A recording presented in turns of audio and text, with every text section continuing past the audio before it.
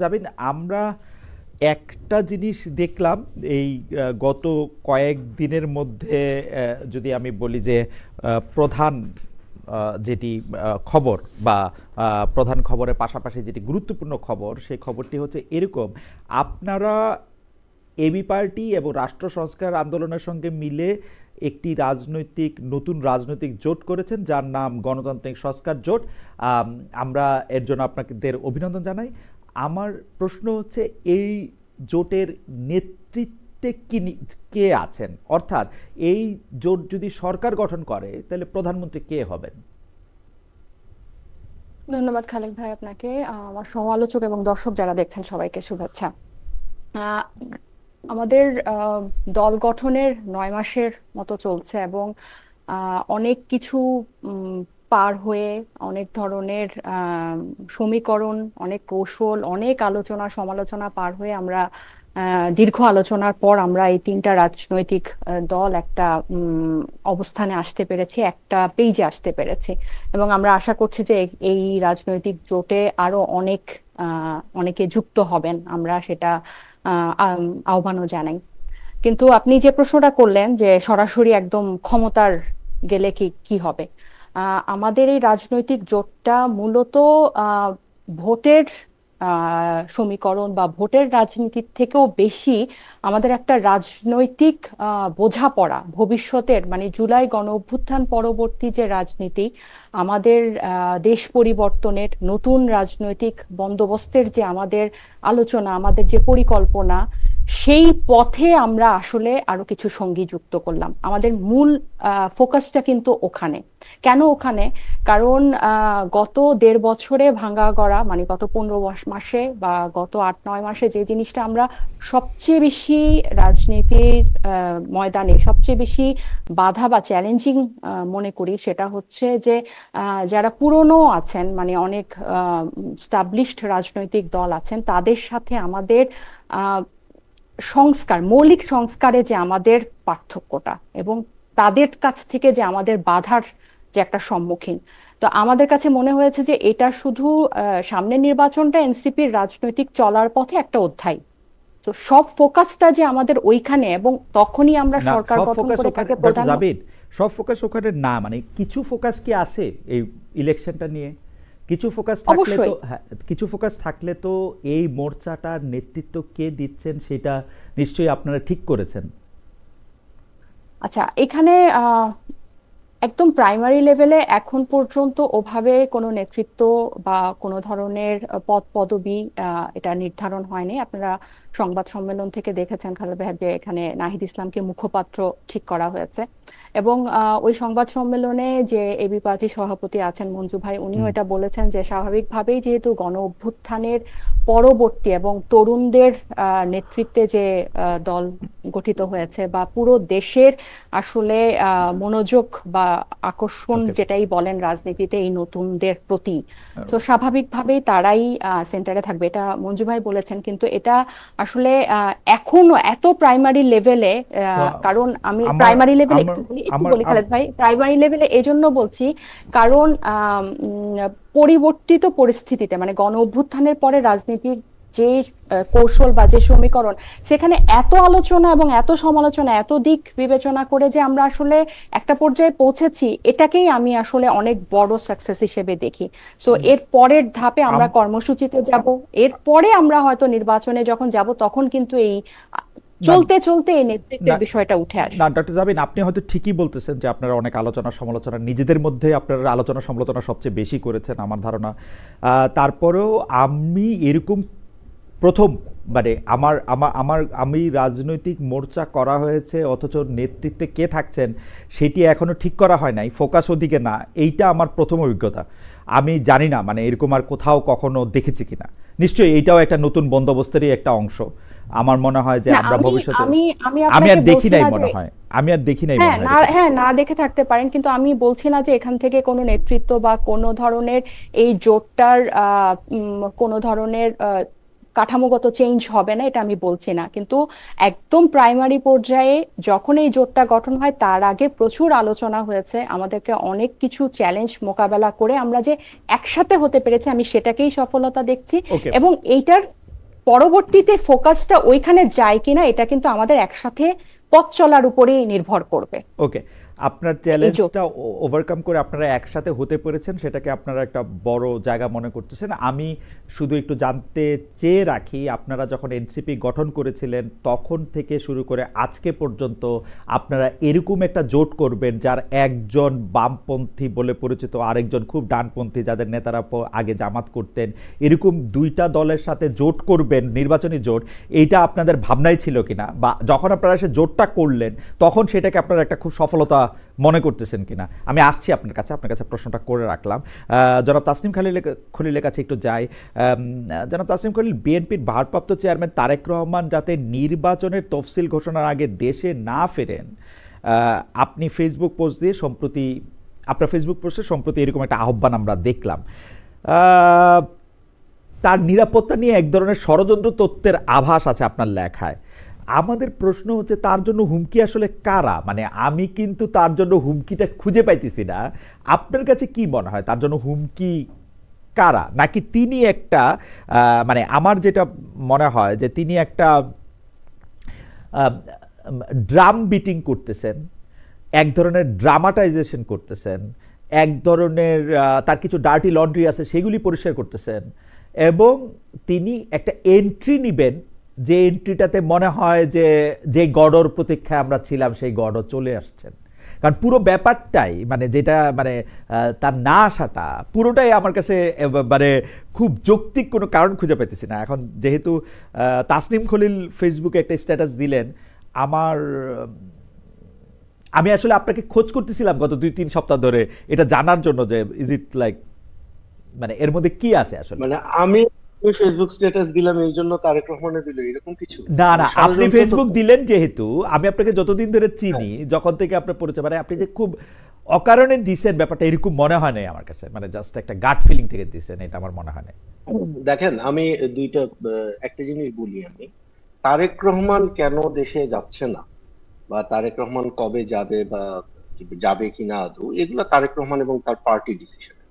আমি একজন মানে আউটসাইড অবজারভার হিসাবে আমার অবজারভেশনটা বলছি। হ্যাঁ, তো এইখানে যেটা আপনি তো এই যে একটু আগে আমাদের তাসনুভাকে একটু বাইটিং প্রশ্ন করলেন না যে প্রধানমন্ত্রী ক্যান্ডিডেট কে, হ্যাঁ, তো সে কিন্তু এটাও বলতে পারতো যে আমাদের নয়া বন্দোবস্তে আমরা কোনো প্রধানমন্ত্রী রাখবো। হ্যাঁ, যাই হোক, আমার কাছে মনে হয় যে এই প্রশ্নটা আপনি যেটা বলতেছেন যে আমার পোস্টে আপনি ষড়যন্ত্র তথ্য পেয়েছেন, এরকম কোনো কিছুই ছিল না। আমি কোনো তথ্য দেইনি, আমি আমার ওপিনিয়নটা দিয়েছি। এখানে আমি দুইটা জিনিস, একটা হলো সিকিউরিটি, একটা হলো তারেক রহমানের ব্যক্তিগত নিরাপত্তা, আর সেটার সাথে আমি যুক্ত করেছি হাই পলিটিক্স। এখন হাই পলিটিক্স থেকে, হাই পলিটিক্স হলো যে একটা রাষ্ট্রের সার্ভাইভালের প্রশ্ন। একটা রাষ্ট্র ভবিষ্যতে কি রকম আকার প্রকার নিতে পারে, রাষ্ট্র থাকবে কি থাকবে না, স্টেট ফেলিয়ার হবে কি হবে না, এই ধরনের উচ্চ রাজনীতি, যেটা মানে খুব ভালো বাংলা হয় না হাই পলিটিক্স এর, সেটার সাথে যখন একজন ইন্ডিভিজুয়ালের নিরাপত্তার প্রশ্নটা জড়িত হয়ে যায়, এবং কেন তফসিল হওয়ার আগে তার আসা উচিত হবে না, এটা আমি অলরেডি সেখানে একটা হিন্ট দিয়ে বলেছি। এখন আমি আশা করব যে যারা হাই পলিটিক্স এর ব্যাপারটা বোঝেন তারা অলরেডি মেসেজটা পেয়েছেন। আর আপনি যদি বলেন যে ওয়েটিং ফর গডো, এখানে ওয়েটিং ফর গডের কোনো বিষয় না। এই উপমহাদেশে, ভারতীয় উপমহাদেশে যে যে ভূখণ্ডে আমরা আছি, যে উপমহাদেশে আমরা বসে আছি, সেখানে আমরা নির্বাচনকালীন মানে নেতাদের উপরে আক্রমণ তো আমরা কয়েকটা দেশে দেখছি। প্রেমাদাসাকে সম্ভবত গ্রেনেড ছুড়ে হত্যা করা হয়েছে, তারপরে আপনি ইন্দিরা গান্ধীকে হত্যা করা হয়েছে, বেনজির ভুট্টোকে সে যখন দেশে ফিরলো, এই তারেক রহমান যেভাবে ফিরবেন বলে বলা হচ্ছে, ওই রকম একটা সিচুয়েশনে তারেক বেনজির ভুট্টোর বহরে হামলা হলো এবং পরবর্তীতে তাকে অ্যাসাসিনেট করা। তো নিরাপত্তা ঝুঁকি কি একেবারেই নাই তারেক রহমানের? এটা কি সবকিছুই আমরা ষড়যন্ত্র তত্ত্ব বলে উড়াই দিব? আর তারেক রহমান এখন দেশে আসছে না কেন, এবং মানে না আসায় আসলে তার লাভটা কি হচ্ছে আমি এটা বুঝতেছি। ওকে, কারণ তারেক রহমানের মানে তারেক রহমান দেশে আসাতেই বরং আমি লাভ দেখি। আমি যেটা দেখতেছি ফ্রম মাই ভ্যান্টেজ পয়েন্ট, আমার মনে হয় যে এখানে হাই পলিটিক্স এবং সিকিউরিটি এখানে অতপ্রতভাবে জড়িত। ওকে, আমি একটু আপনার ফেসবুক স্ট্যাটাসটা একটু পড়ি, তাহলে কেন আমি ষড়যন্ত্রের শব্দটা না থাকেও অবস্থানটা বা বৈশিষ্ট্যটা পাচ্ছি সেটা একটু হয়তো পাঠক বিচার করতে পারবে। জাতীয় রাষ্ট্রের প্রতি দায়িত্ব মা বাবার দায়িত্ব থেকেও বড়। নির্বাচনের তফসিল ঘোষণার আগে তারেক রহমানের বাংলাদেশ ফেরা উচিত হবে না। Questions of security and high politics must trump emotions. আপনি এটার ব্যাখ্যা দিয়েছেন। আমি ২-৩টা জায়গায় আপনাকে একটু ছোট ছোট প্রশ্ন করতে চাই। আপনি প্রেমাদাসার কথা বললেন, ইন্দিরা গান্ধীর কথা বললেন, বেনজির ভুট্টোর কথা বললেন। তিনটা আসলে ৩ ধরনের রাজীব ইতিহাস। গান্ধী। রাজীব গান্ধীর কথা বলেছেন না আপনি? ৪ ধরনের পরিস্থিতি আসলে আপনি তারেক সাহেবের সাথে কোন পরিস্থিতিটা আসলে মেলাচ্ছেন? কারণ প্রেমাদাসা, ইন্দিরা, বেনজির ভুট্টোরটা মিলাইছে। আপনি বেনজির ভুট্টোটা মিলাচ্ছেন। তো বেনজির ভুট্টোটা মানে মেলানোর পরে, ক্লোজেস্ট বেনজির ভুট্টোটা মিলানোর পরে আপনাকে তো সাথে সাথে তাহলে ওইটাও আপনাকে মিলাইতে হবে। বেনজির ভুট্টোর কে পছন্দ করেন না এরকম সরকার অথবা সামরিক বাহিনীর শীর্ষ নেতৃত্ব সে সময় সেখানে ছিল, আপনি সেরকমটা মনে করতেছেন কিনা? সরকার বা সামরিক বাহিনীর শীর্ষ নেতৃত্ব মানে তারেক রহমানকে মানে সিন থেকে সরায় দেওয়া বা তফসিল পিছায় দেওয়ার মতো অ্যাক্টর তো বাংলাদেশের ভিতরে এবং বাংলাদেশের বাইরে কম না। এটা তো আচ্ছা। আমরা সবাই জানি। এখন ওই ওই আলোচনায় যদি যাইতে হয় তাহলে তো আমরা পুরো ১ ঘন্টায় ওইটা নিয়েই আলোচনা করব। আহ, আহ, আমরা আমরা ১ ঘন্টা না, আমরা হয়তো আরেকটু বেশি সময় এটা আলোচনা করতে চাই, কিন্তু এই আলোচনাটা করার জন্য আমাদের আসলে আরেকটু ইকুইপড হইতে হবে। কিন্তু আপনি বলতেছিলেন যে তারেক সাহেব দেশে না আসলে কি সুবিধা। আমি ২-৩টা বলতে পারি আপনাকে আমার হাইপোথিসিস। আমি মনে করি তারেক সাহেব দেশে না আসলে সুবিধা, তার দলের ভিতরে অনেক অন্তর্কোন্দল আছে, সেই দলের অন্তর্কোন্দলটা তিনি দূর থেকে মেটাতে চান। আমি জানি যে দলের মধ্যে থেকে তিনি আসলে এখন পর্যন্ত ভারপ্রাপ্ত চেয়ারম্যান হলেও তিনি আসলে চেয়ারম্যানের দায়িত্ব পান নাই। চেয়ারম্যানের দায়িত্ব না পাওয়া মানে আসলে তারেক রহমান সাহেবের বিএনপিতে কোনো লিখিত ক্ষমতা নাই। আসলে তিনি আসলে বিএনপির কোনো কমিটি চেঞ্জ করতে পারেন না, তিনি তার কোনো দল চেঞ্জ করতে পারেন না। এই ব্যাপারে তিনি নিশ্চিত হতে চান।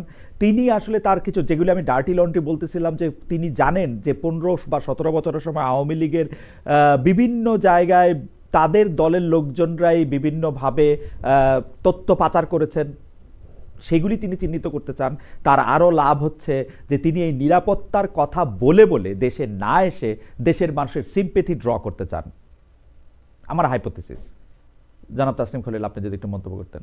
অবশ্যই হাইপোথেসিস তো এইভাবে আপনি যদি মানে এভিডেন্সিয়ারি বার্ডেন না নেন, আপনার হাইপোথেসিস প্রেজেন্ট করলে তো আমি বলতে পারবো না যে আপনার থিসিস ট্রু নাকি ফলস। হ্যাঁ, আমি আমার হাইপোথেসিস বলতে পারি। আমি বলতে পারি যে সম্ভবত তফসিল ঘোষণা হওয়ার আগে উনি আসলেই আসবেন, বা তফসিল ঘোষণা হওয়ার পরে উনি আসবেন। ওকে, আর আপনি যে বিএনপির একটু বলে নেই জি, ভাই, বিএনপির যে আপনি সংগঠনের অবস্থার কথা বললেন, দেখেন আমরা ফেসবুকে অনেক কিছু দেখি, ঢাকার এই যে এলিট সোসাইটিতে অনেক আলাপ আলোচনা হয়, টক শোতে অনেক আলাপ আলোচনা হয়।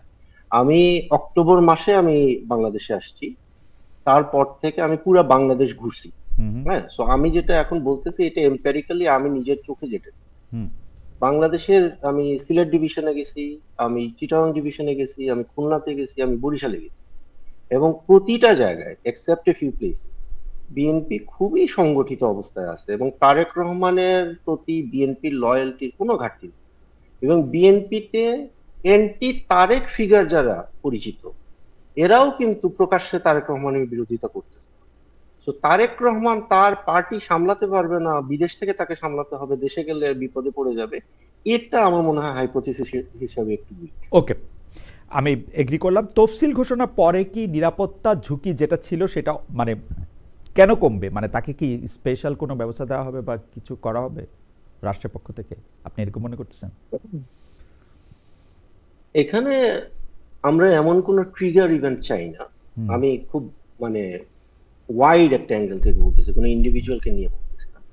আমরা যারা বাংলাদেশের ভালো চাই, আমরা যারা বাংলাদেশের ওয়েল উইশার, আমরা এমন কোন ট্রিগার ইভেন্ট চাই না যেটাকে কেন্দ্র করে নির্বাচনকে পিছিয়ে দেওয়া হতে পারে অথবা নির্বাচন হবে না এরকম কোন সিচুয়েশন ক্রিয়েট হতে পারে। এটা অনেক ধরনের ফোর্স মাজুরে যেটা বলে, অ্যাক্ট অফ গড। কালকে যদি এখন ধরেন একটা ভয়াবহ ভূমিকম্প হয়ে গেল, হ্যাঁ, কয়েকদিন আগে যে আমার এই বাসাতেই সকালবেলা ঘুম থেকে উঠার পরে দেখলাম ভূমিকম্প হচ্ছে, তো এখন ভয়াবহ একটা ভূমিকম্প হয়ে গেল, তখন আপনার ইলেকশনটা পিছিয়ে দিতে হবে, রাইট? অথবা ধরেন কোন একটা রাজনৈতিক নেতা সমাবেশের এক কোনায় একটা হামলা হলো, সেটাকেও কেন্দ্র করে এমন কোনো অরাজক পরিস্থিতি সৃষ্টি হতে পারে যেটার কারণে ইলেকশন পিছাতে হবে। তো এই জন্য সব দিক বিচার করে আমরা এমন কোনো ট্রিগার ইভেন্ট চাচ্ছি না যেটার কারণে ইলেকশনের তফসিলটা পিছায় দিতে হয় বা নির্বাচনটাকে এই সাসপেন্ড করে রাখা। এই পর্যায়ে শেষ প্রশ্ন, এই কোন একটা রাজনৈতিক দলের কোনা দিয়ে একটা ছোট জিনিস বা কোন একটা রাজনৈতিক নেতা উপর আক্রমণ, সেটা জামাত বা এনসিপির উপরে হইলে হবে না, এটা তারেক রহমানের উপরেই হইতে হবে যদি কেউ না পিছাতে চায়। কেন, আমাদের জামাতের আমির সাহেবের সমাবেশেও হতে পারে, আমাদের তাসলিমা জাবিন এখানে আছেন, ওনার সমাবেশেও হতে পারে, আমরা এটা অবশ্যই চাই। আমরা উনাদের আমরা অন্তর্বর্তীকালীন সরকারকে উনাদেরও সুযোগ আহ্বান থাকলে, করব যেন সকলের নিরাপত্তা নিশ্চিত করা হয়। উনাদের সুযোগ থাকলে উনাদেরও বিদেশ থাকা উচিত এখন। ওনারা কি বিদেশ থাকবেন কিনা, আপনার কি মনে হয় সেটা? আমার মানে আমি জানতে চাইছি আপনার কাছে যে উনাদের সুযোগ থাকলে উনারাও কি তফসিলের আগ পর্যন্ত বিদেশ থাকা উচিত কিনা। না, তাই এটা তো তাদের ডিসিশন। তাদের কাছে যদি ওকে, মনে হয় যে তফসিলের আগে তারা বিদেশে থাকবেন, তফসিলের পরে তারা বিদেশ থেকে ফিরবেন, এটা তো তাদের ডিসিশন। ওকে, এটা তো শফিকুর রহমান সাহেব তো নিয়মিত লন্ডন যাচ্ছেন, উনি কেন যাচ্ছেন সেটাও তার একটা, হয়তো উনার কিছু অ্যাসেসমেন্ট আছে, তাই না? ওকে। তাসলিম খলিল, আপনাকে ধন্যবাদ। আমি একটু ডক্টর জাবিনের কাছে যাওয়ার আগে আমি একটু দর্শকদের মতামত পড়ি। নাইম খান সাহেব, উনি C7J, উনি আমাকে বলেছেন যে তারেক রহমান নিয়ে আপনার এত চুলকানি কেন খালেদ। আরেকজন বলছেন খালেদা জিয়া ভালো, কিন্তু তার দল ভালো না, জামাত এটা বলে, কিন্তু আমার প্রশ্ন খালেদা আর বিএনপি কি আলাদা? হয়। আমি একটু ডক্টর জাবিনের কাছে আসি। ডক্টর জাবিন, প্রথম যখন এনসিপি গঠিত হয়েছিল তখন এনসিপি নিজেদেরকে যেরকম একটি দল হিসেবে দাবি করেছিল বা আত্মপ্রকাশ করেছিল, এখন আপনারা এই পথ পাড়ি দিয়ে এসে যেটাকে আপনি চ্যালেঞ্জ বলছেন, আমি ভিতরে বাহিরে নানা ধরনের চ্যালেঞ্জে দেখছি। আপনাদের দলের একজন নেতা তিনি এরকম বলছেন, বাইরের বিএনপি আর জামাতকে কি করে সামলাবো, আমরা তো আব্দুল কাদেরকেই সামলাতে পারছি না।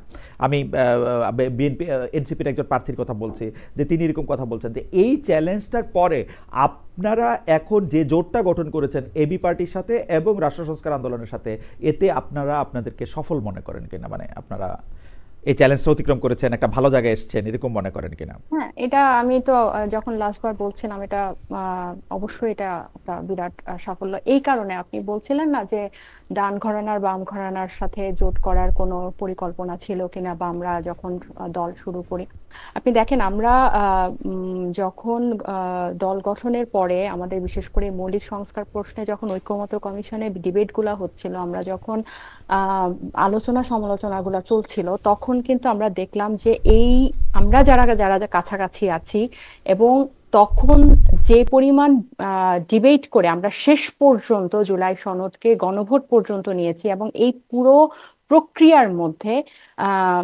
এই তিনটা দল কিন্তু আমরা কাছাকাছি ছিলাম।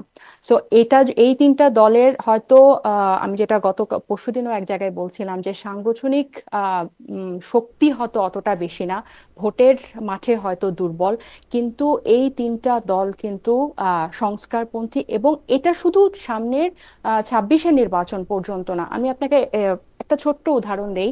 আজকেই দুর্নীতি বিরোধী দিবসে তারেক রহমান সাহেব কিছু দুর্নীতির বিরুদ্ধে যুদ্ধে ওনাদের কিছু পরিকল্পনার কথা বলেছেন। তার মধ্যে প্রথমটা হচ্ছে স্বাধীন সাংবিধানিক প্রতিষ্ঠান, যেখানে দুদক আর নির্বাচন কমিশনের কথা উল্লেখ করেছেন। ওনারা কিন্তু সংস্কার প্রস্তাবে দুদকের প্রধান যে একজন নিরপেক্ষ বডি নিয়োগ দিবে সরকারের নির্বাহী ক্ষমতার বাইরে গিয়ে, সেটাতে কিন্তু ওনারা রাজি হয় নাই। ওনারা এই পরিকল্পনার মধ্যে উনি পুলিশের সংস্কারের কথা বলেছেন, অথচ পুলিশ অধ্যাদেশ যেটা অনুমোদন হয়েছে বা খসড়া, সেটাতে ওনাদের আপত্তি ছিল, ওনারা চিঠি দিয়ে বিবৃতি দিয়ে সেটাতে বাধা দিয়েছেন। সো এই যে অঙ্গীকার ভঙ্গের যে একটা সংস্কৃতি বাংলাদেশের অতীত থেকে আছে, রাজনীতিতে আছে, এটা মোকাবেলা করার জন্য 26-এর পরবর্তী নির্বাচনেও কিন্তু আমাদের একটা জোরালো ভয়েস লাগবে, আমাদের একটা জোরালো জোট লাগবে। তো এই তিনটা দল কিন্তু আমার কাছে মনে হয় যে এসব প্রশ্নে অনেক জোরালো ভূমিকা রাখতে পারবে। ডক্টর জাবিন, আপনি আদর্শগত মিলে কথা বলছেন এই তিনটা দলের, মানে আমি এনসিপির কথা জানি না, কারণ এনসিপির প্রশ্ন করে কোনো জবাব পাই না। আদর্শগত মিল এবি পার্টি আর রাষ্ট্র সংস্কার আন্দোলনের মধ্যে আছে বলছেন? না, আমি বলছি যে জুলাই গণ অভ্যুত্থানের যে আকাঙ্ক্ষা যেটা ছিল, যে আমাদের পুরনো যে নিয়ম কানুনগুলা ছিল রাষ্ট্র কাঠামোর, সেগুলোর পরিবর্তনের জন্য আমরা তো একদম শুরু থেকে সংবিধানের পরিবর্তন হয়ে গণপরিষদের মাধ্যমে চেয়েছিলাম, সেটা হয় নাই। সেখান থেকে জুলাই সনদের উপর অনেক আলোচনা হয়ে সর্বশেষ গণভোটে গেল।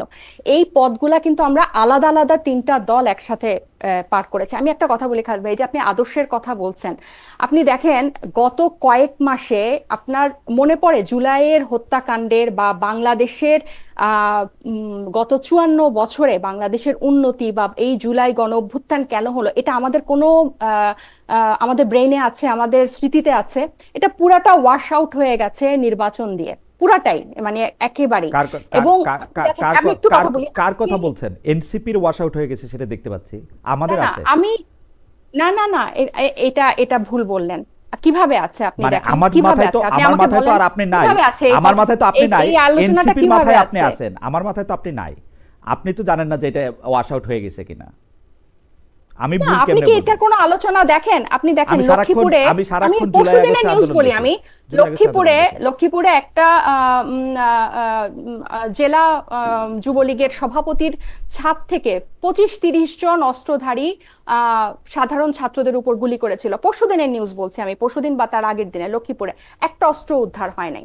তারা রেস নিয়ে নিয়ে লক্ষ্মীপুরে এখনো নিহত, ওখানে 4 জন ছাত্র নিহত হয়েছে, বেশ কয়েকজন আহত হয়েছে।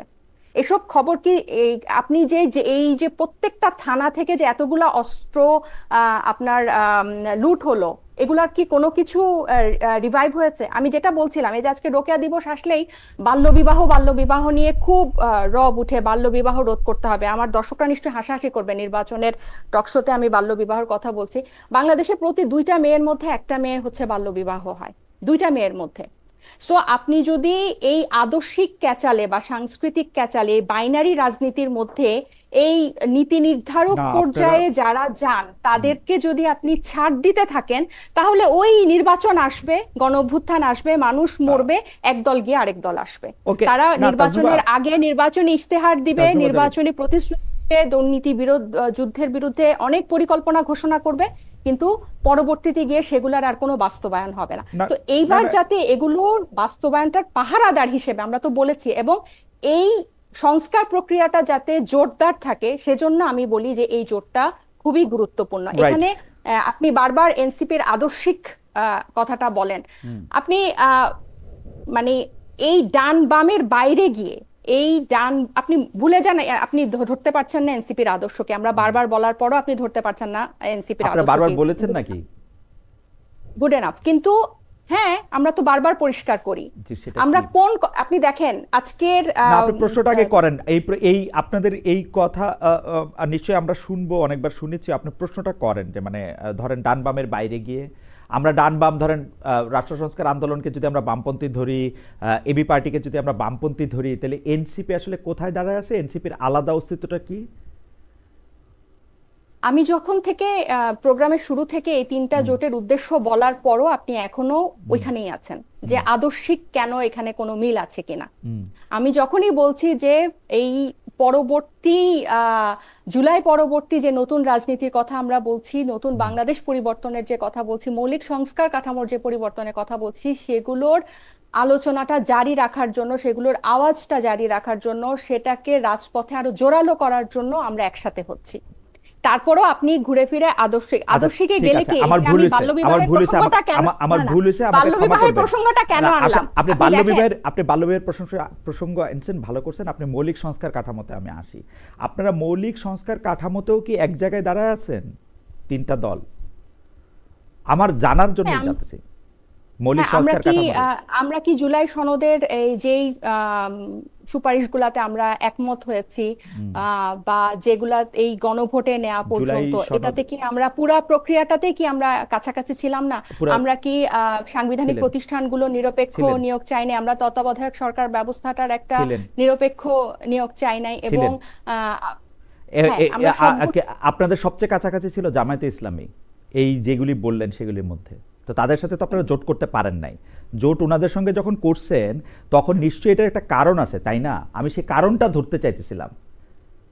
আমরা তো বিএনপির সাথেও জোট করি না, এখানে জামাত হ্যাঁ, বিএনপির বাইরে বিএনপির সাথেও গিয়ে করেন তো নাই, আমরা বিএনপি আমি আপনাদের থেকে একটা একটু কথা দূরে বলি, ছিল, কিন্তু আপনি জামায়াত দেখেন আপনাদের খুব এই কাছাকাছি এই ছিল। গণ অভ্যুত্থানের আগে ছিল দুইটা দল, বিএনপি আওয়ামী লীগ, এবং গণ অভ্যুত্থানের পরে হয়ে গেছে এখন বিএনপি জামাত। তিনোটা দলই হচ্ছে পুরনো স্টাবলিশমেন্টের এবং পুরনো চিন্তাধারার। এই জামাত ইসলামকে একজন নারী প্রার্থীও কেউ মনোনয়ন দিয়েছে? দেয়নি কিন্তু। তাহলে আমরা বারবার বলছি যে নতুন পথে যাদেরকে আমরা, সেটা একজন হলেও, এক দলের একজন হলেও একজন, আমরা আমাদের আওয়াজটা ভারী করতে চাই। ওকে, এনসিপি কারণ নতুন কারণ পথের যাত্রী, এনসিপি নতুন পথের রাজনীতি করতেছে, তাই তো? অবশ্যই এটাই তো আমরা বলে আসছি। কারণ ওকে, আপনি আপনি দেখেন এই যে এবি পার্টি এবং নির্বাচনের রাষ্ট্র সংস্কার আন্দোলনও,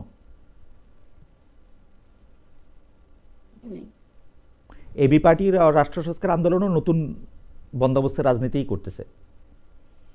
না, তারা তো তাদের মতো করে নিজস্ব তিনটা রাজনৈতিক দল ছিল, কিন্তু আমরা এখন জোট হয়েছি কোন উদ্দেশ্যে, কিসের উদ্দেশ্যে? আমি উদ্দেশ্যটাই আপনাকে বারবার পরিষ্কার করার চেষ্টা করছি, উদ্দেশ্যটাই বলার চেষ্টা করছি যে আমরা এই ধরনের। উদ্দেশ্যটা তো আপনি শব্দ বলতেছেন, সংজ্ঞায়ন করতেছেন না। আপনার কাছে মৌলিক সংস্কার আর এবি পার্টির কাছে মৌলিক সংস্কার কি এক? কেন, এই যে আমরা যেই রাষ্ট্র কাঠামোর যে সংস্কারগুলোর আমরা কথা বলেছি, এগুলা কি আপনার কাছে এক মনে হয় না? আমার কাছে তো জামায়াতে ইসলামীকে যেই সব কথা আপনারা বলেছেন, জামায়াতে ইসলামীর সাথে আপনারা আরো অনেক বেশি এক ছিলেন, পুরোটা সময় আমি এটা দেখেছি। আপনারা ওদের সাথে করেন নাই, কিন্তু এবি পার্টি এবং রাষ্ট্র সংস্কার আন্দোলনের সাথে করছেন। এটার তো কোনো একটা যুক্তি বুদ্ধি থাকতে হবে তো, তাই না ডক্টর জাবিন?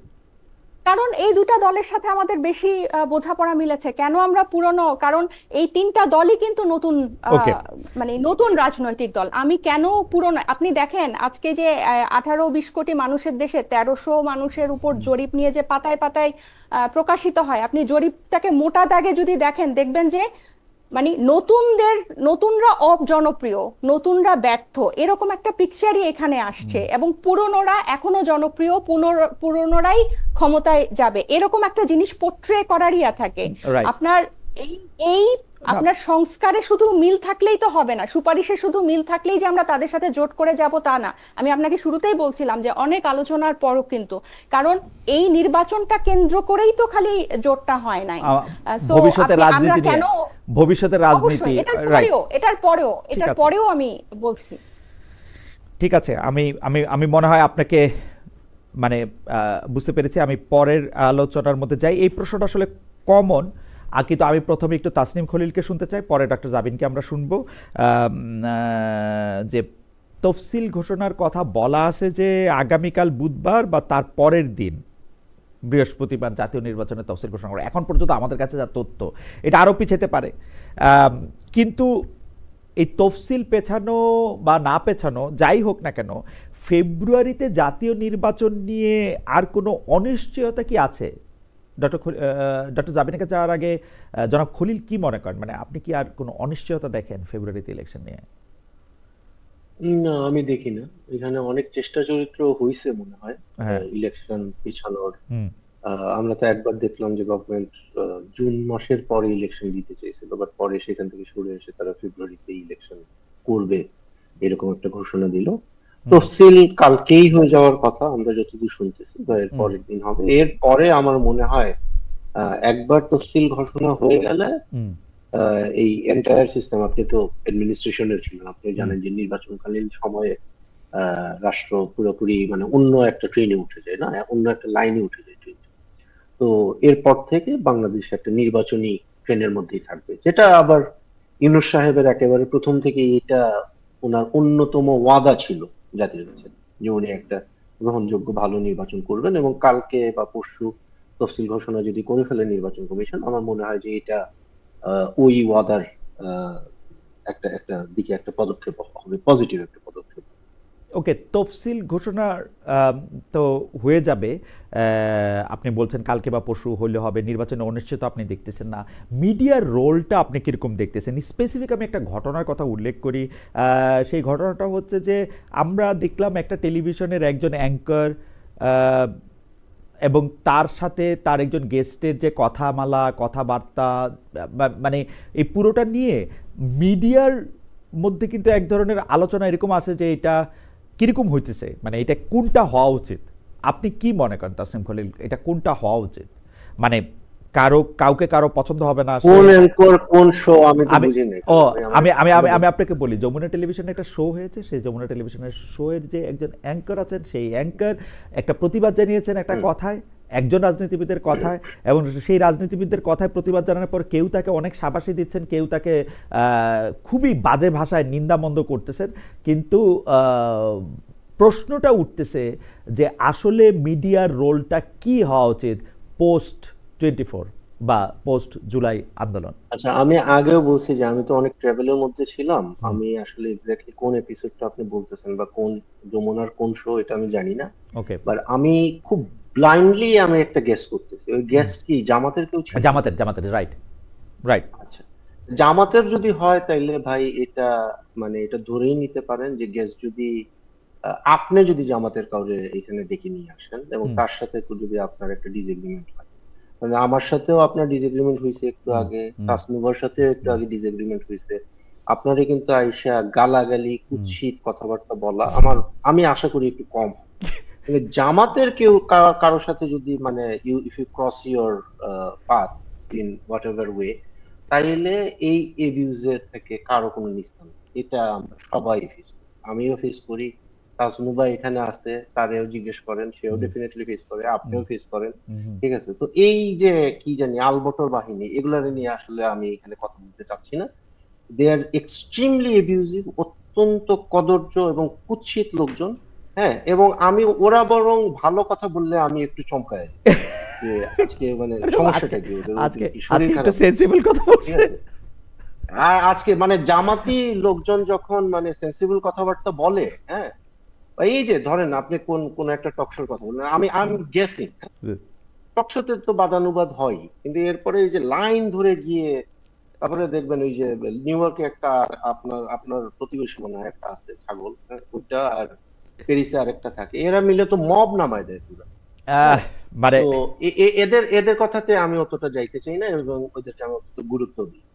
আচ্ছা, এই পর্বে আমি ডক্টর জাবিনের কাছে আসার আগে একটা শেষ প্রশ্ন। আমরা কিন্তু ডক্টর জাবিনদের যে এখন জোট সঙ্গী, সে এবি পার্টির সাধারণ সম্পাদককে এক ধরনের প্রতিবাদের বা মবের শিকার হতে আমরা দেখলাম। যদি ও তাকে ভুয়া বলা বা তাকে গায়ে হাত না দিলেও তাকে অনেক গালাগালি করা, এগুলি মানে এইটাকে আপনি আসলে কিভাবে দেখবেন? মানে এইটা যদি ট্রেন্ড হিসেবে চালু হয়ে যায়, এটা তো আমাদের জন্য খুব ভালো না।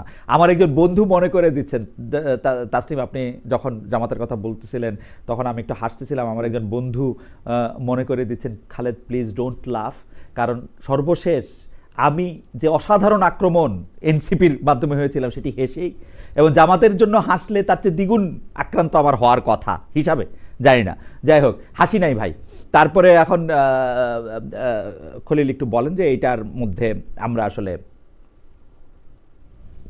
ফুয়াদ সাহেবকে যে ইয়ে করা হয়েছে ওইটা আমি পুরো কনটেক্সট আসলে জানি না, আমি জাস্ট একটা পার্ট অফ দ্য ভিডিও আমি দেখছি। ডেফিনেটলি ওইখানে ওনাকে যেভাবে দেখলাম যে রীতিমতো মানে সরায়ে নিয়ে যাওয়া হচ্ছে, ডেফিনেটলি ওইখানে ওনার উপরে কোনো থ্রেট ছিল বা এই ধরনের কিছু একটা ছিল। তো এটা আমার আসলে আমি আশা করব যে নির্বাচনী প্রচারণা কালে যদি কোনো প্রার্থী বা পার্টির লোকজন যদি কোথাও যান, এটা প্রশাসনের দায়িত্ব, সে যে পার্টির হোক, এনসিপি হোক, জামাত হোক, বিএনপি হোক, সিপিবি হোক, গণসংহতি আন্দোলন হোক, প্রত্যেকের নিরাপত্তা নিশ্চিত করার দায়িত্ব স্থানীয় প্রশাসনের, পুলিশ প্রশাসন। এবং এইখানে যে নির্বাচনের তফসিল ঘোষণা করার আগেই যে এই ধরনের একটা ঘটনা ঘটলো, এটা অবশ্যই উদ্বেগের একটা কারণ। ওকে, আমি একটু ডক্টর জাবিনের কাছে যাই। আমাদের একজন দর্শক, তার নাম মিজানুর রহমান মিঠুন, তিনি বলছেন, আমি মিজানুর রহমান মিঠুন কুষ্টিয়া থেকে দেখছি। খালেদ ভাই, আপনি কাকে বেশি ভয় পান, বিএনপি, আওয়ামী লীগ, এনসিপি না জামাত? না, আমি কাউকে আসলে ভয় পাই না। আপনি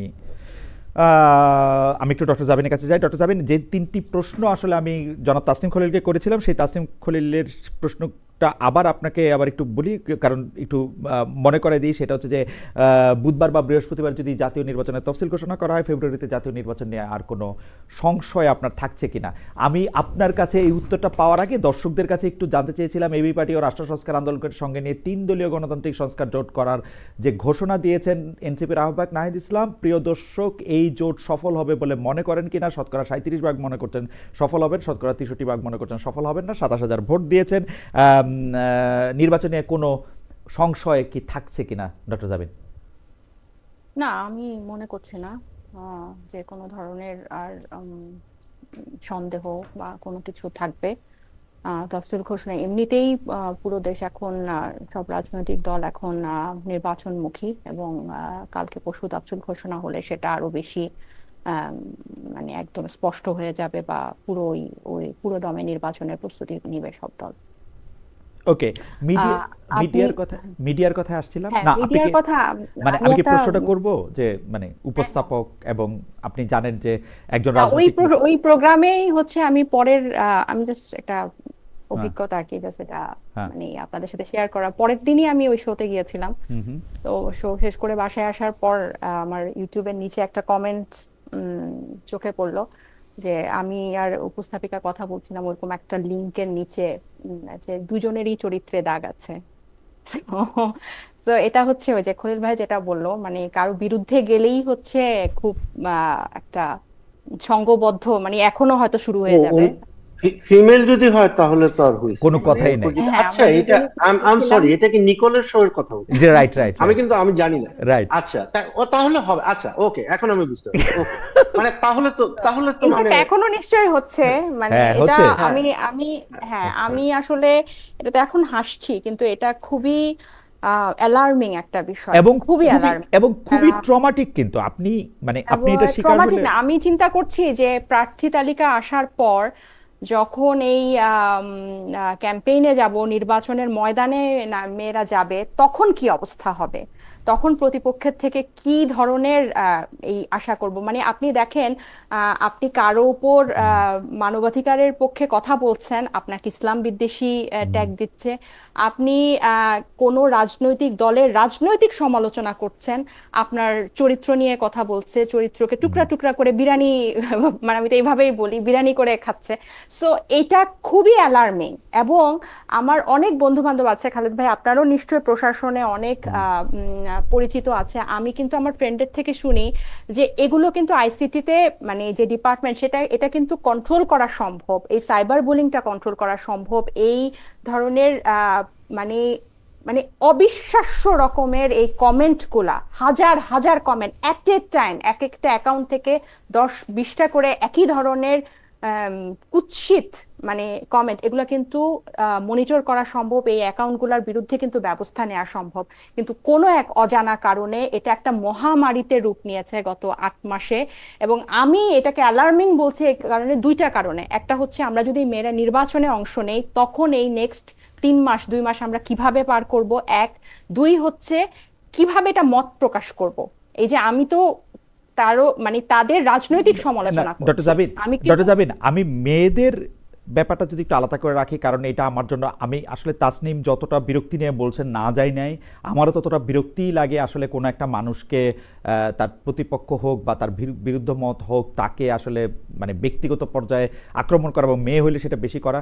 কিন্তু আমি একটা জিনিস শুধু জানতে চাই ডক্টর জাবিন, আপনার কাছে কি মনে হয় না যে বাংলাদেশে এই ট্যাগিং, এই সংঘবদ্ধ আক্রমণ, এইটা আওয়ামী লীগের পরে এনসিপি সবচেয়ে বেশি করছে? মানে এনসিপির জন্মের আগে এবং পরে, নাকি জামাত ইসলাম বেশি করছে? তাসনিম মাথা নাড়াচ্ছেন, মানে তাইলে হয়তো জামাত ইসলামের চেয়ে একটু কম এনসিপি, আমি জানি না, কিন্তু না এনসিপি না যে খালেদ কি ভাই, এই পরিমাণ করছে। শোনেন, আমি জি আপনি ভাই মনে এই ভুল ক্ষেত্রে বলছেন, আমি এই এক্সপার্ট। ট্যাগিং এর রাজনীতি সবচেয়ে বড় ভিকটিম এনসিপি, তাই? সবচেয়ে বড় ভিকটিম। আচ্ছা, আমি আপনাকে কয়টা না উদাহরণ এটা দেব। এটা আপনার দাবি, আমি একটু তাসনিমকে শুনি, ট্যাগিং এর রাজনীতির ভিত্তি আচ্ছা আপনার কেন মনে তাসনুবা, একটু আমি হয়? আপনার ডিফেন্সেই কথা বলি, ঠিক জি জি আছে? শোনেন, এই ট্যাগিং এবং সাইবার বুলিং এর মানে হুম ক্ষেত্রে আমি একটা কি, মানে যারা আমাকে ফেসবুকে ফলো করে, হুম এভরিওয়ান নোজ, মানে হুম এটা বছরের পর বছর ধরে চলে আসতেছে। এবং বাংলাদেশে এই কদর্য কুৎসিত বুলিং, এটার মানে সবচেয়ে সিদ্ধহস্ত গ্রুপটা ছিল আওয়ামী লীগ এবং রাইট, রাইট। এক। এবং ওই সময় থেকে, হুম হুম এখন না, নতুন না, হুম ওই সময় থেকে আমি যেটা ট্রেন্ডটা আমি লক্ষ্য করতাম, হুম সেটা হলো ঠিক মুদ্রার অপর পিঠের মতো হুম এটা ছিল জামাত এবং শিবিরের লোকজন। ওকে। এটা এটা 5ই আগস্টের আগে থেকে। হুম একটা হলো ছাত্রলীগ, আওয়ামী লীগ, মানে লীগ লীগ লীগ, আর আরেকটা হলো জামাত শিবির।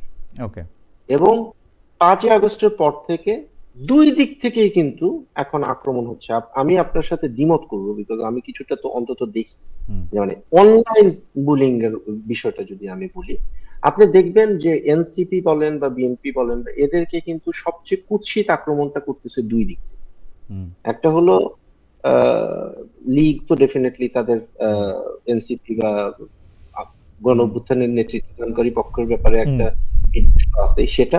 আর আরেক দিকে হলো নারী যারা, তারা সবচেয়ে বেশি আক্রমণের সম্মুখীন হচ্ছেন, এই যে আলবটর বাহিনী যেটাকে বলা হয় এখন ওকে। আমি লোকালি। আমি আপনার বক্তব্যের সাথে আমি একমত হয়ে আমি একটু এইটাকে ভার্চুয়াল জগৎ থেকে আসল জগতে একটু নিয়ে যাই। তাহলে আমি একটু প্রশ্নটা করি হচ্ছে যেরকম যে আসল জগতে কি আমরা এটা দেখছি শিক্ষকদের হেনস্থা করা হচ্ছে? আমরা কি এইটা দেখছি যে ঘোষণা দিয়া বিচারকদের চেয়ার থেকে নামায় দেওয়া হয়েছে? আমরা কি এইটা দেখছি যে যে কোনো সময় যে কোনো জায়গায় আমি সমন্বয়ক এই পরিচয় ব্যবহার করা হচ্ছে এবং এই মবটাকেও ডিফেন্ড করা হচ্ছে? এখন যখন না খালেদ ভাই, আলোচনাটা হচ্ছে এরকম। এখানে একটা না, আপনার প্রিমাইসটাতে একটা প্রবলেম আছে। ওই যে সময় টেম্পোরাল একটা সমস্যা করতেছেন আপনি। হুম যে সময়কার কথা বলতেছেন সেই সময় তো এনসিপি ছিল, হুম এবং ওই সময়ে যে আপনার ইয়ে যারা ছিল, সমন্বয়ক যারা ছিল, হুম এরা তো এরপরে অনেক ভাগে ভাগ হয়ে গেছে।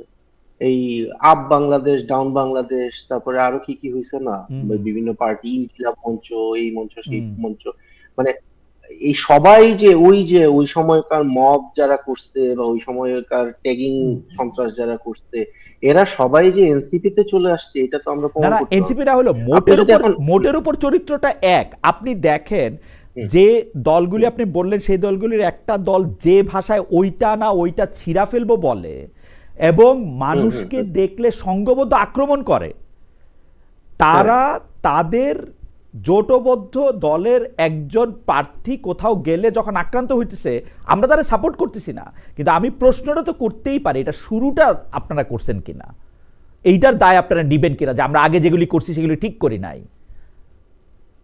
আচ্ছা, এটা এটা আমাকে মনে হয় এইটা আমি তাজনুর তাজনুবার কাছে প্রতি জিজ্ঞেস প্রশ্ন করতেছি মনে যে হয়। আপনারা না, আগে এটা যেগুলি করছেন এটা সেগুলি ঠিক খালেদ করছেন ভাই, কিনা। আমি আপনার সাথে কমপ্লিটলি দ্বিমত। এটা আপনার পারসেপশন, এটা হতে পারে, কারণ আপনার নিজের হয়তো ব্যক্তিগত অভিজ্ঞতাটা এখানে মার্জ হয়ে যাচ্ছে। এটা আমি যখনকার আমার একটা কথাগুলো আপনি ব্যক্তিগত বলছেন, অভিজ্ঞতার কথা আমি বলি একটু নাই।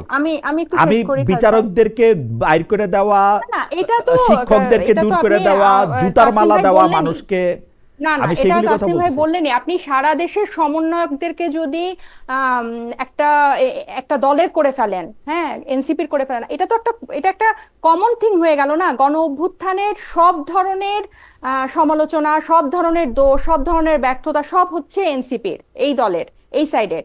আর যখনই জুলাই যোদ্ধাদের কোনো অবহেলা হয়, কোনো চিকিৎসার, সব দোষ আমাদের, কিন্তু ভাগীদার হচ্ছে আমরা সবাই। এই কথাটা তো আমি আপনার শোতে এর আগেও বলেছি। তো আপনি যে এই কথাগুলো বলছেন, আপনি দেখেন একটা বৈষম্য বিরোধী ছাত্র আন্দোলন, এই ব্যানারে যে গণ অভ্যুত্থান হলো, এখানে পুরো দেশের ছাত্ররা অংশ নিয়েছিল এবং পরবর্তীতে এটা একটা নির্দলীয় ব্যানার ছিল। এটাকে যখন আপনি একটা রাজনৈতিক ট্রান্সফরমেশনে দিবেন, এটার কিন্তু ভুল হোক শুদ্ধ হোক একটা পথের মধ্যে দিয়ে যেতে হবে, এটা শেপে আসতে হবে।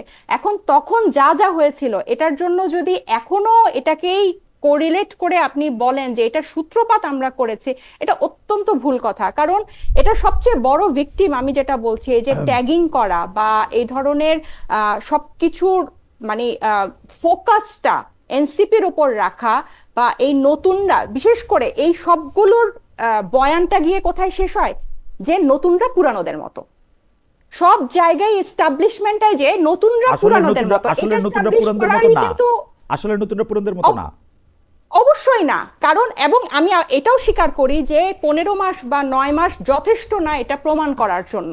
এইটা আজকে এইটা বুঝতে পারি যে 15 মাস বা 9 মাস প্রমাণ করা যথেষ্ট না হলে আপনাদের যে মিল আছে মানে সেইটা তো বোঝা যায়। এটা এটা এটা হচ্ছে এই যে আপনি আজকে এটা হচ্ছে এই মিলটা যে আপনারা মাইক্রোস্কোপ দিয়ে খুঁজে খুঁজে বের করেন, আপনারা দেখেন মাইক্রোস্কোপিক্যাল মিলগুলা খুঁজে বের করেন, আর যেগুলা ম্যাক্রোস্কোপিক্যাল মিল ওগুলো আপনাদের আমি আসলে ডক্টর জাবিন আমি আসলে সরি, পুরনো রাজনৈতিক দলগুলোর থেকে আপনাদের কোনো অমিলে আমি দেখি না, একটিও না।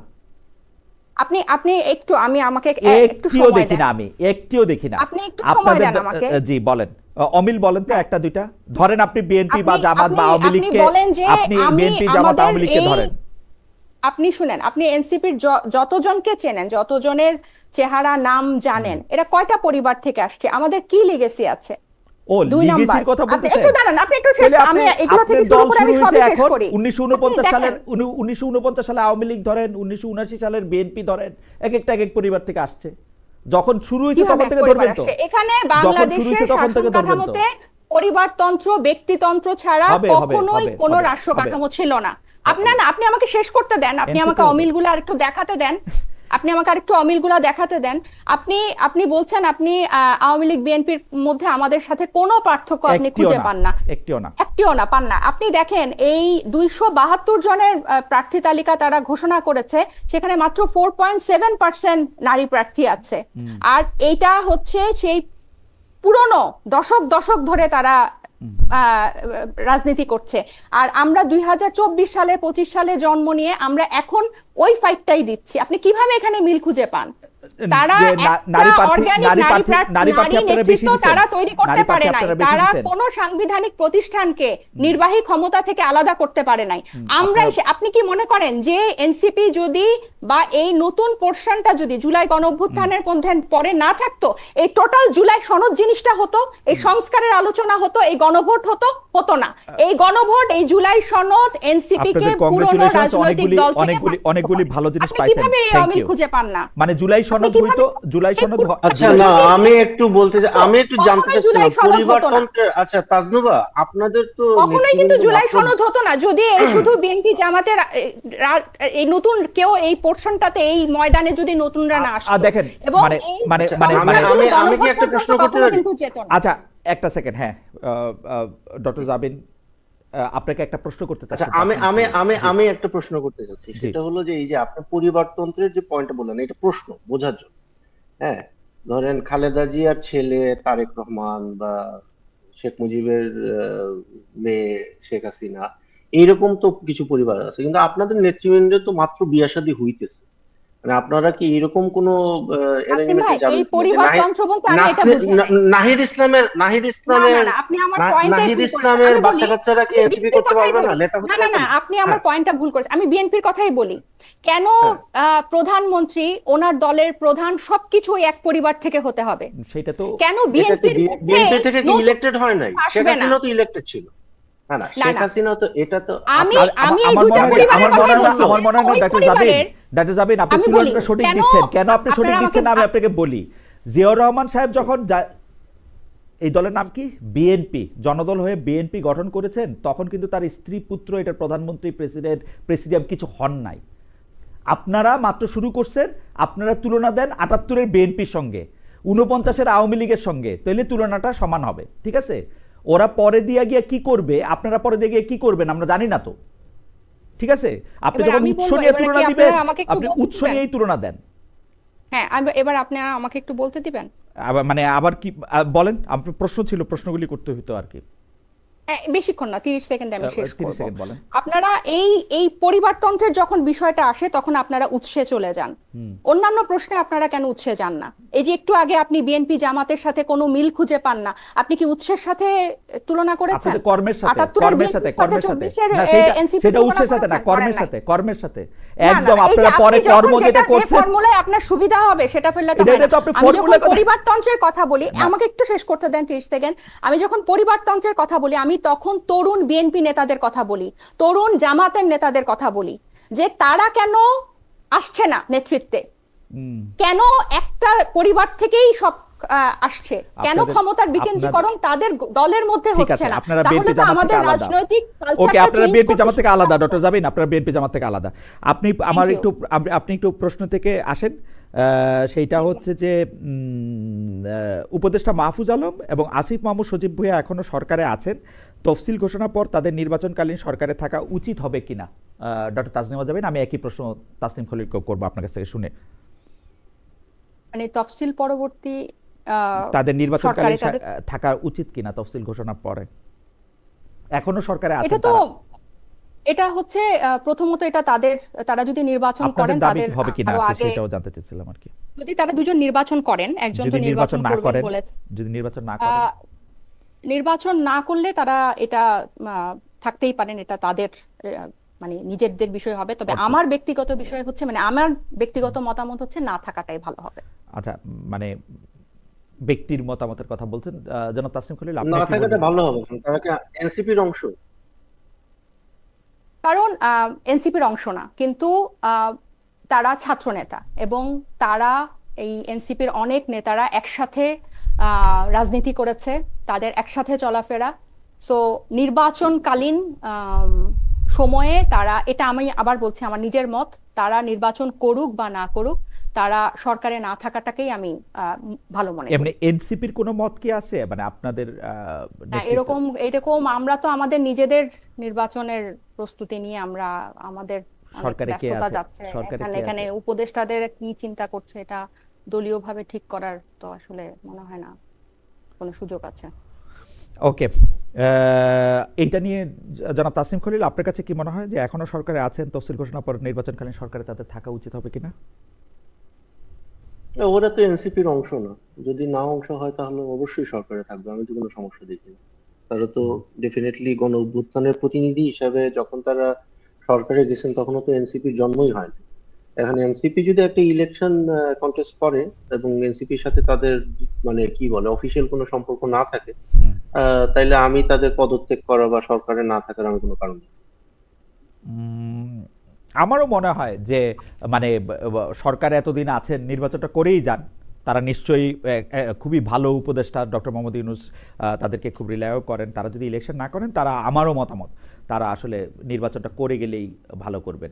আমাদের একজন দর্শক একটি মন্তব্য করেছেন, মামুন হোসেনের নাম, খালেদ সাহেব কখন যেন বলে বসে জুলাই আন্দোলনী মব, আমি সে অপেক্ষায় আছি। ইন্টারেস্টিং। আমি একটু ডক্টর তাসনিমা জাবিন আপনার কাছে প্রশ্ন করতে চাই, যে যেটা কমন প্রশ্নের শেষ প্রশ্ন, নির্বাচনে আওয়ামী লীগ থাকছে না, সেক্ষেত্রে কথিত মুক্তিযুদ্ধের পক্ষ বিপক্ষ শক্তি, আমি এটা অবশ্য মানি না, আমার কাছে আওয়ামী লীগকে মুক্তিযুদ্ধের সবচেয়ে বিপক্ষ শক্তি মনে হয়েছিল যতদিন তারা ক্ষমতায় ছিল। ভোটের মাঠে এটা আর কোনো ফ্যাক্টর কিনা, কারণ তারা মুক্তিযুদ্ধের সবগুলি পয়েন্ট অস্বীকার করছিল। কিন্তু ঘটনা হয়েছে, এখন যারা আওয়ামী লীগের এগেনস্টে কথা বলে তারা প্রথমেই মুক্তিযুদ্ধকে দুইটা গালি দিয়ে নেয়। এইটা কেন করে, এটার কোনো মানে আমি এটা ঠিক জানি না। আমি একটু তাসনিমা জাবিনের কাছে যাই, যে এইটা আপনি আসলে কি মনে করেন যে এই ক্ষেত্রে আওয়ামী লীগ না থাকার ক্ষেত্রে এই ভোটগুলি কোনো ফ্যাক্টর কিনা ভোটের মাঠে? আমার মনে হয় না। রিসেন্টলি অনেকগুলো জরিপে যে জিনিসটা স্পষ্ট, যে মানুষ ভোটের জন্য মুখায় আছে, প্রায় 92% মানুষ ভোট দিবে এটা বলছে, এবং আমরাও দেখছি সবাই ভোটের ব্যাপারে খুবই পজিটিভ।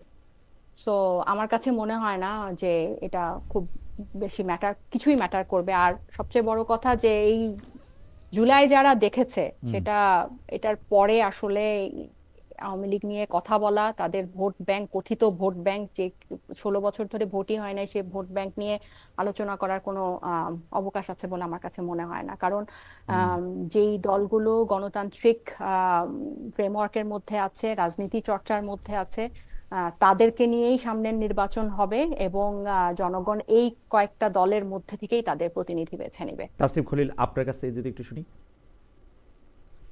কি প্রশ্নটা কি? প্রশ্নটা হচ্ছে যে কথিত আওয়ামী লীগের ভোট না বলে মুক্তিযুদ্ধের পক্ষ বিপক্ষে শক্তির ভোট বলা হইতেছে, ওরকম ওইটা কোনো ফ্যাক্টর হবে কিনা? যারা মুক্তিযুদ্ধের পক্ষে আছেন তারা যারা রাজনীতিতে অংশগ্রহণ করবেন তাদের মধ্যে থেকে কাউকে ভোট দিবেন কিনা, বা যারা নির্বাচনে অংশগ্রহণ করবেন? না, এখানে মুক্তিযুদ্ধের পক্ষ বিপক্ষের তো কোনো ব্যাপার না। আওয়ামী লীগের যেমন একটা ছিল, আওয়ামী লীগের একটা বড় ভোট ব্যাংক ছিল তাদের স্টেটেড সেকুলারিজমের পক্ষে বা প্রোগ্রেসিভ ভ্যালুজ এর পক্ষে, বা সাম টু অ্যান এক্সটেন্ট মুক্তিযুদ্ধের চেতনার পক্ষে যেটা, হ্যাঁ। তো এটা আমার মনে হয় যে অতটা খুব একটা যে গুরুত্বপূর্ণ ছিল সেটা না। আহ আমাদের একটা জিনিস বুঝতে হবে যে বাংলাদেশ রাষ্ট্র ক্ষমতায় যাওয়ার মতো সাংগঠনিক ক্যাপাসিটি আছে দুইটা দল, হ্যাঁ। একটা ছিল আওয়ামী লীগ, যেটা এখন মৃত, ইটস হুম গন। এটা হুম আওয়ামী লীগ কখনো ফেরত আসবে আওয়ামী না, লীগ এটা আমি আগেও বলছি। হিস্ট্রি। হ্যাঁ, Awami League is dead, Awami hmm League is history. হুম আর আরেকটা হলো বিএনপি, হুম হ্যাঁ। তো এখন যে জায়গাটায় আমরা আছি সেটা হচ্ছে যে বিএনপির বিরুদ্ধে, হ্যাঁ, একটা বিরোধী দল হয়ে, শক্ত বিরোধী দল হয়ে কে উঠবে, এটাই আমরা আসলে সামনের দুই হুম তিনটে ইলেকশনে দেখব।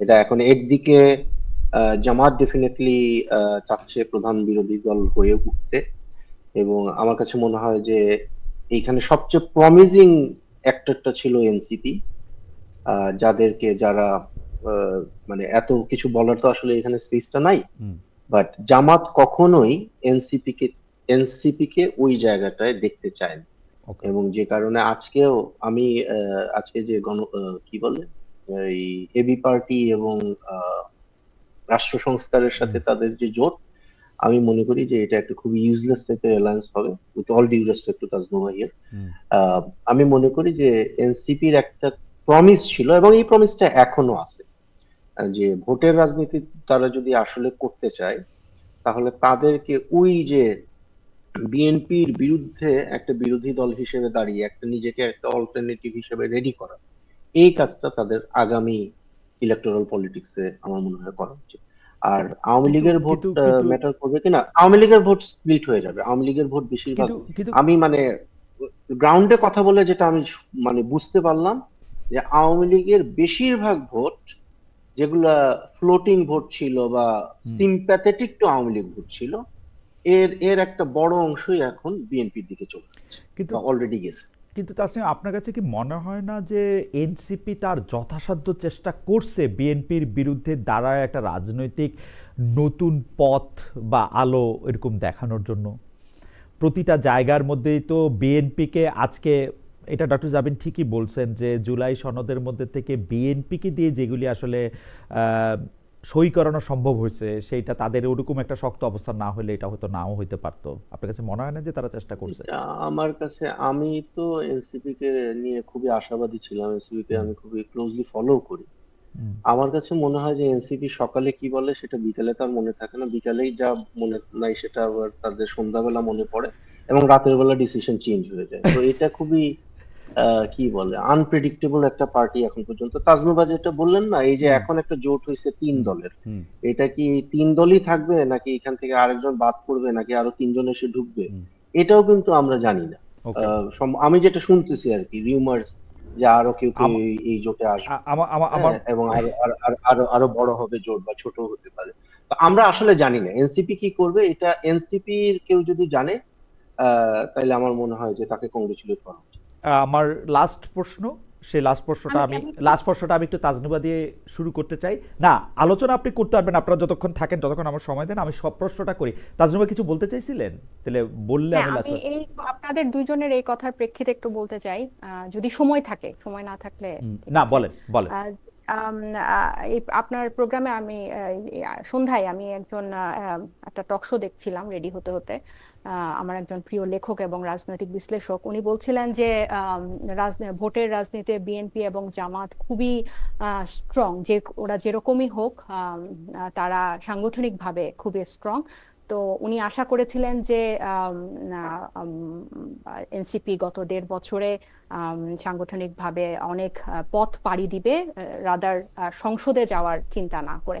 সো আমার কাছে না আপনাদের আলোচনা, আপনারা অনেক কানেক্টেড আমার থেকে বেশি বিভিন্ন অনেক কিছুতে, কিন্তু আমার কাছে যেটা মনে হয় সবার কথা শুনে, যে আপনারা একটা 27-28 বছরের ফ্রেশার গ্র্যাজুয়েটকে চাকরি দিতে চাচ্ছেন উইথ 5 to 10 years এক্সপিরিয়েন্স। মানে 8 মাসে, প্রথমত এনসিপি হয়েছে 8 মাস। আমরা যতবারই বলি যে আমাদের একটা দীর্ঘমেয়াদী পরিকল্পনা আছে, আমরা একটা রাজনীতির আলাদা একটা ভরকেন্দ্র হতে চাই, আমাদের আহ্বায়ক সাহেবও বলেছেন যে আগামী 10 বছরের মধ্যে আমি এই দলকে সরকার গঠনের পর্যায়ে নিয়ে যেতে চাই। তারপরও কেন জানি আপনারা আপনাদের আশা হতাশা সবকিছু এরকম যে একটা গণ অভ্যুত্থান হয়েছে, কয়েকটা ছেলে মেয়ে ফেরেশতা হয়ে গেছে, একটা বেহেশতের মতো একটা জায়গায় আমরা রাজনীতি করতে আসছি এবং এখানে কোনো মত দ্বিমত থাকতে পারে না। যেটা সঠিক আমরা ঠিক সেটাই করব, এখানে কোনো কিছু নেতিবাচক হতে পারে না, তারা কোনো ভুল করতে পারে না, তাদের অভিজ্ঞতা নাই কিন্তু তাদের সব সিদ্ধান্ত হতে হবে একদম পাক্কা খেলোয়াড়ের মতো, তাদের সব কথা হতে হবে, আমাদের তাদেরকে মানে পুরনোর মতো হওয়াই যাবে না। তাসনিমের তো কথা শুনে আপনার হ্যাঁ, এগুলি আমি মনে হলো? এতটুকু আপনাদেরকে একটু শেষ তাসনিমের করি কথা শুনে খালেদ এগুলি ভাই। মনে হলো? না, আপনাদের দুজনের আলোচনায় আমার মনে কথা শুনে আপনাদের মনে হলো, অনেক মানে আমার আর যে তাসনিমের অনেক কথা আশা শুনে ছিল, আপনার মনে হলো? অনেক হতাশা ছিল। আমি শুধু এতটুকু বলি যে আমাদের অনেক লম্বা পথ পাড়ি দিতে হবে এবং আমাদের জোট বড় হোক ছোট হোক, আমরা থাকি না থাকি, এনসিপি আগায় যাবে। ওকে, কারণ এই যে গণ অভ্যুত্থান পরবর্তী একটা রাজনৈতিক মানে এই সময়টার আমাদের উপর একটা পুরনো এস্টাবলিশমেন্ট 54 বছরে যেটা পারে নাই সেটা পারার একটা গুরু দায়িত্ব আমাদের উপর আছে। আমরা এখনো যদি মানে সেটা আমরা, আপনারা হয়তো অনেকভাবে কানেক্টেড দেখে আপনারা সেটা হয়তো কনভিন্স না, কিন্তু আমরা যারা দলের ভিতরে আছি আমরা এটাতে কনভিন্স যে আর যারা পুরনো আছে তাদের মতো হয়ে যাওয়ার জন্য এনসিপির জন্ম হয় নাই। ওকে। তো এই কথাটা আমি আপনার প্রোগ্রামে এর আগেও অনেকবার বলেছি, কিন্তু তারপরও মানে এই কথাগুলো আমার মনে যে এই কথাগুলি আমরা অনেকবার শুনছি, আপনারা নিজেরা একটু শুনেন আপনাদের কথাগুলি, তাহলে সুবিধা হবে। হাওয়েভার, আমি একটু লাস্ট প্রশ্নটা করি, যে কারণ আপনারা যেগুলি বলেন আমি তাসনিমের সাথে অতটা মানে করে আমি বলতে চাই না যে সকালে এক কথা বিকেলে এক কথা। আমার খালি আমার খালি একটাই অনুরোধ, আপনি এখন যে কথাগুলি বললেন, আমার এক বন্ধু বলছেন যে আপনি ঠিক কথা বলতেছেন, আমার কাছে মনে হয় আপনাদের কথাগুলি আপনারাও নিশ্চয়ই শুনবেন, আমরা তো শুনবই, আমরা শুনছি, আরও শুনবো, কিন্তু আপনারাও শুনেন। আমার লাস্ট প্রশ্নটা আমি করি, 90-এর পর থেকে জাতীয় পার্টি যতবার ভেঙেছে সেখানে সামরিক গোয়েন্দা ডিজিএফআইয়ের একটা প্রভাব রেখে এসেছে। এখন আমরা আবার আনিসুল ইসলাম মাহমুদ, আনোয়ার হোসেন মঞ্জুর নেতৃত্বে নতুন জোটের আত্মপ্রকাশ দেখলাম, তাদের সাম্প্রতিক রাজনৈতিক ক্যান্টনমেন্ট দ্বারা নিয়ন্ত্রিত হচ্ছে বলে অভিযোগ রয়েছে। সামরিক গোয়েন্দা ডিজিএফআই ক্যান্টনমেন্ট মুক্ত হবে, নতুন রাজনৈতিক বন্দোবস্ত, সেই আকাঙ্ক্ষা কি বিলীন হয়ে গেছে কিনা? এইটা আসলে হিসাবে তাসনিমকে আগে করতে হইতো, প্রশ্নটা পরে তাজনুবাকে। আমি কি এইভাবেই করব? তাসনিমকে আগে একটু বলবেন, কারণ মানে যেটা কানেক্টেড বলছিলেন ডক্টর জাবিন, সেটা বোধহয় তাসনিমের সাথেই বেশি কানেকশন সবার, সেই জন্য আমরা একটু বলি যে এইটা কি আসলে সামরিক গোয়েন্দা ডিজিএফ এর একটা প্রভাব? আপনারা তো হাইলি কানেক্টেড। না, আই এম নট কানেক্টেড, আমি লাইক ইনফর্মড যে ইয়া। আপনি খালেদ ভাই কি কারো কোটেশন দিচ্ছেন জাতীয় পার্টিকে নিয়ে?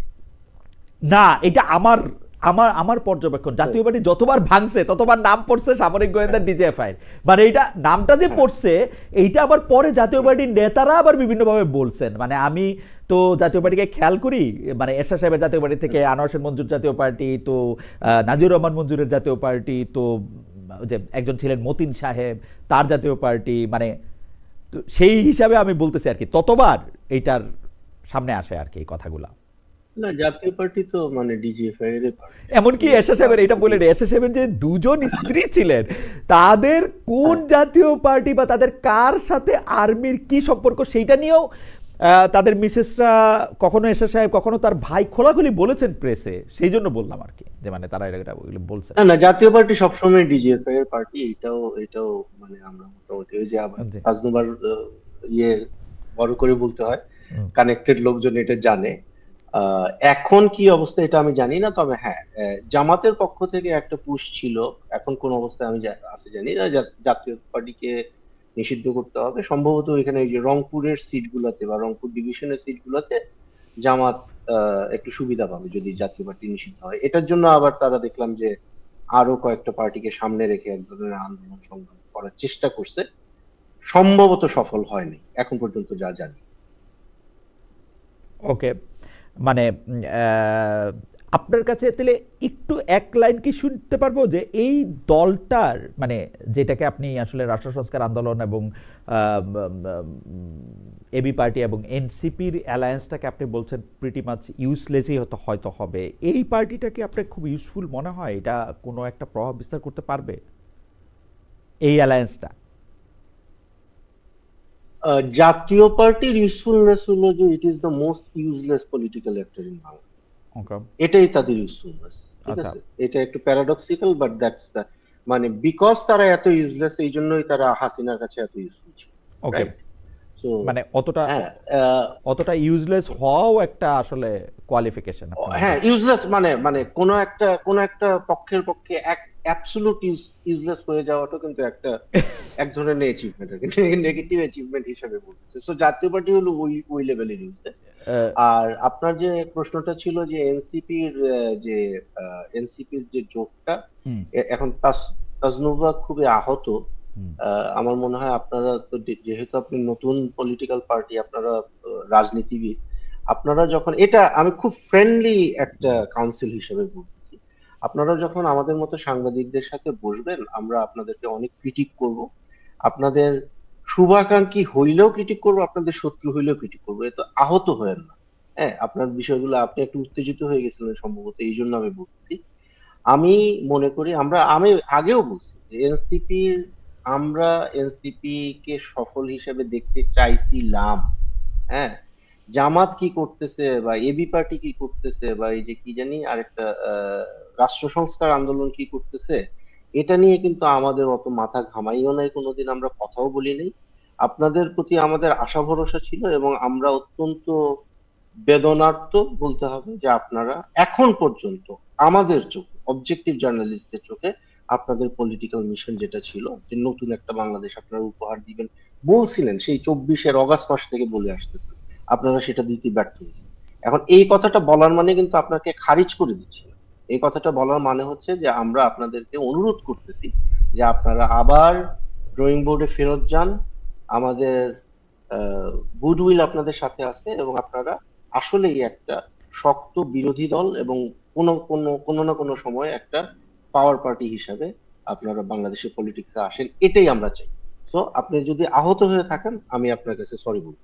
আমি না না না, আমি একটু আহত আমি হই নাই। আমি আমি আমি শুধু একটু বলি প্রশ্নটা খালেদ করি, ভাই, আমি শুধু আহত হই নাই আমি। প্রশ্নটা করি একবারে বললেন আর কি। আমি আমার জায়গা থেকে বলি, বাংলাদেশের রাজনৈতিক দলগুলির মধ্যে বিএনপি বাদে, আওয়ামী লীগের জন্ম আমার জন্মের আগে, বিএনপি এবং জাতীয় পার্টিকে আমার জন্মের পরে জন্ম নিতে দিয়েছে, এবং আওয়ামী লীগের, বিএনপির, জাতীয় পার্টির, জামাতে ইসলামের কোনো রাজনৈতিক দলের প্রতি আমার আমার কোনো ধরনের কোনো প্রত্যাশা কখনো তৈরি হয় নাই, এবং আমি কখনোই এর কোনো রাজনৈতিক দলের জীবনে কোনো ভোট দেই নাই। কিন্তু এনসিপি যখন প্রথম রাজনৈতিক দল করে আসছে, আমারও তাসনিম মানে রাজনৈতিক দলের আগেও যখন নতুন বন্দোবস্তের কথা বলছে, আমারও অনেক আশা ছিল। আমি এত সরাসরি তাসনিমের মতো বলতে পারবো না, কারণ তাসনিম অনেক সরাসরি কথা বলে। আমি বলতে পারবো না যে আমার সমস্ত আশা ভঙ্গ হয়েছে, কিন্তু আমি বলতে পারি যে আমার 95% আশা ভঙ্গ হয়েছে, ওটুকু পর্যন্ত আমি যাইতে পারি। এবং আমি এনসিপির দিয়া আর আশা দেখতে পারবো কিনা সেটা আমি জানি না, মানে এখনো জানি না আর কি।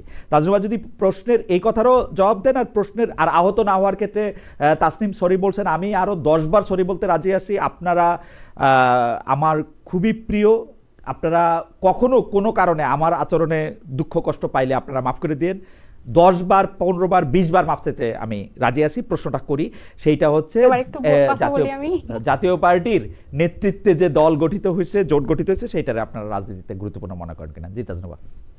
আচ্ছা, আপনারা দুজনই যেভাবে মাফ চাইছেন, মানে আমি থ্যাংক ইউ দিই দলের পক্ষ থেকে, যে আপনাদের আপনার 5% আছে, আর তাসনিম ভাইয়ের এখনো গুডউইল আছে আমাদের সাথে।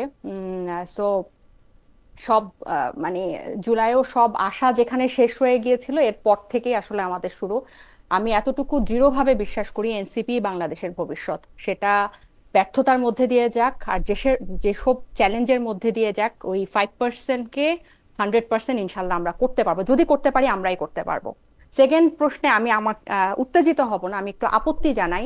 আপনারা যেভাবে দুইটা জোটকে তুলনা করছেন, যে এই জোট ইউজফুল না ওই জোট ইউজফুল, জাতীয় পার্টির রিলেটেড কোনো জোট বা জাতীয় পার্টির সাথে কিন্তু জুলাই গণ অভ্যুত্থানে এইভাবে ফ্যাসিবাদের বিরুদ্ধে এরকম মানে বোল্ডলি অংশ নেওয়া তিনটা দলের জোটের কোনো তুলনা হয় না। জাতীয় পার্টি তো মানে সিনোনিম অফ দ্যাট ফ্যাসিস্ট। এখানে তো এই জোটের সাথে এটার কোনো তুলনাই হয় না। এদের রাজনীতি করার অধিকার আছে কিনা, এরা শুধু গৃহপালিত না, এটা মোর দ্যান দ্যাট। এবং আপনারা হয়তো এটাকে আলোচনায় তাদেরকে রাখবেন, কিন্তু বাংলাদেশের মানুষ ইতিহাস তাদেরকে মনে রাখবে যে তারা ফ্যাসিস্টের, আওয়ামী লীগের একদম সবচেয়ে ক্লোজ সহযোগী ছিল। এবং তাদের মধ্যে থেকে বিরোধী দল রেখে তারা মন্ত্রী প্রতিমন্ত্রীও হয়েছে। সো এখন এরকম একটা রাজনৈতিক দলের, অন্যান্য বড় বড় রাজনৈতিক দলের দেখছি যে তাদের ব্যাপারে বোল্ডলি বলতে, ডিসিশন নিতে অনেক আনকমফোর্টেবল, অনেক হেজিটেশন আছে। আমাদের কোনো হেজিটেশন নাই। আপনারা কিভাবে এই তিনটা জোটের সাথে, তারা কি জোট করছে না করছে তার সাথে আপনারা গণঅভ্যুত্থান পরবর্তী তিনটা রাজনৈতিক দলের জোটের তুলনা করেন, এটা আমার কাছে খুবই আপত্তিকর লাগলো যে এটা ইউজফুল না, ওটা ইউজফুল। আপনাদের, আমিও আপনাদেরকে আহত করতে চাই না, কিন্তু এই তুলনাটা খুবই আমার মনে হয় যে আপনি জোর করে যে অবজেকশনেবল। আমার মনে হয় ব্যাপারটা জোর করে তুলনার কাছে নিয়ে আসলেন, আপনি টোটো যাবেন। আমরা দুইটা না না, আলাদা আপনাদের প্রসঙ্গে দুইটা দুজনের আলাদা কথা কথাই বলছিলাম। ওরকম ছিল, কাছাকাছি ছিল। না আমি না, আমি একেবারেই আমি কাছাকাছি ছিল না, আপনি একদমই ভুল বুঝছেন। এটা ইউজফুল, আবার আপনি একটু দেখেন। প্রশ্নটাই করলেন ওভাবে যে ওই তিনটা না, আমার মনে হয় যে ওই এটা আপনার দলের প্রতি, জোটকে আপনার মনে হয় যে আপনার তাসলিম এটা ভাই কষ্ট কল্পনা তেমন একটা জাবেদ, ইউজ আমার মনে হয় যে আপনার এটা কষ্ট কল্পনা। এটাকে মনে করছেন কিনা? না, আপনার এটা কষ্ট কল্পনা। কারণ হচ্ছে যে না আমি না, কষ্ট কল্পনা না। এই দুইটা দলের বা জোটের কোনো তুলনা করাও হয় নাই, দেওয়াও হয় নাই। আমি প্রশ্নটা করছিলাম শব্দ ধরে, শব্দ ওই না, কিন্তু আবার বোঝেন একটা ইউজলেস শব্দ ব্যবহার করছেন তাসনিম খলিল, যে এইটা একটা প্রিটি ইউজলেস হবে। আমি বলছি ওইটা ইউজলেস হবে, এটা আপনি বলছেন। এই জোটটা সম্পর্কে আপনি কি মনে করেন?